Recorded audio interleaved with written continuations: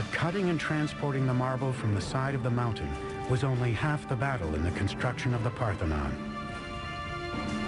Engineers now had to answer the question of how to lift these 10-ton marble behemoths and erect the greatest temple the world had ever seen.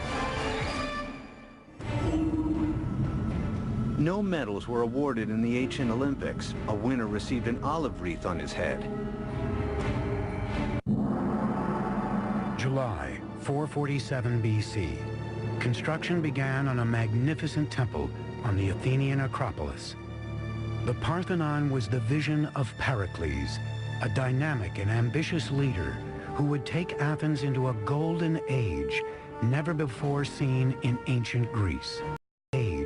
Never before seen in ancient Greece. It was a statement. We are the most powerful city. We are the cauldron of democracy and free thinking. We have the best people, we have the best army, the best navy. We are the leaders.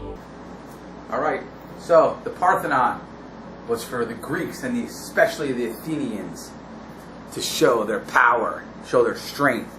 They are the new power of the world, superpower. The Parthenon proves that. A little shout out to stormthecastle.com, my buddy Will. He has projects like this to do with your kids. This is my Parthenon. My students are building their own Parthenons right now. Pretty awesome. stormthecastle.com. Thanks again. The Parthenon would differ from most temples of the day, which consisted of a hexa-style construction, featuring 6 columns on one end and 13 on the side. The Parthenon would be a larger octa-style, with 8 by 17 columns. That makes the building very different because they all have basically the same proportions. When you make them larger, you simply scale up everything. To make it wider was to give it an extra dimension. The columns provide the main support for the structure. Each column consisted of 11 separate drums, stacked one on top of the other like checkers. They were carved so that they would perfectly fit when laid together in a column.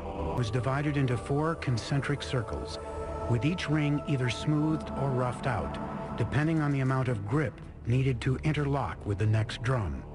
In the center of each drum, masons cut a rectangular notch measuring about 4 to 6 inches square and 3 to 4 inches deep.